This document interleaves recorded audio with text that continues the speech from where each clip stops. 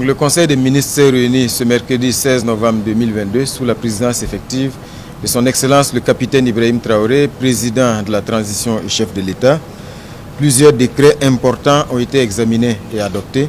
Il s'agit entre autres du décret sur le statut des volontaires pour la défense de la patrie, mais aussi la création d'une brigade des volontaires pour la défense de la patrie. Le Conseil a examiné également et adopté des décrets concernant le ministère de la Santé. Le Conseil a examiné et adopté un décret sur la rémunération du président du Faso, du Premier ministre, des présidents d'institutions et des membres du gouvernement. À ce niveau et conformément à ce que le Premier ministre, son Excellence, Monsieur le Premier ministre avait déjà annoncé, le Conseil des ministres a décidé de l'abrogation du décret de 2022. Une abrogation qui consacre donc le retour aux dispositions du décret de 2008.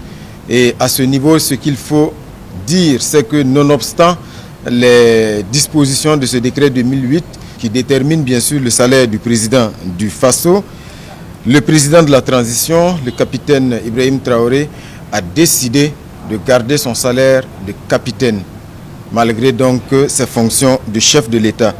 Et ça, c'est un acte fort. Le président de la transition a souhaité donc le faire pour montrer cet esprit de sacrifice qui doit habiter chacun des Burkinabés dans la situation actuelle. Les ministres également ont décidé pour le mois de novembre de consacrer 50% de ces salaires donc, qui seront reversés à la caisse de solidarité au profit des personnes qui sont en difficulté, les personnes déplacées internes notamment. Donc ce qu'il y a à retenir, c'est que ce sont les dispositions du décret 2008 qui s'appliquent à tous les membres du gouvernement, sans exception.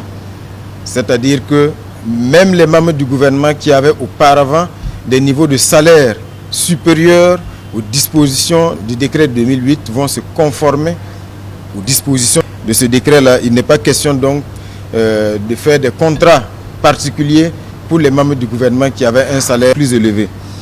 Et comme je le disais, 50% des salaires du mois de novembre des membres du gouvernement seront reversés à la caisse de solidarité pour venir en aide à nos compatriotes qui sont en difficulté.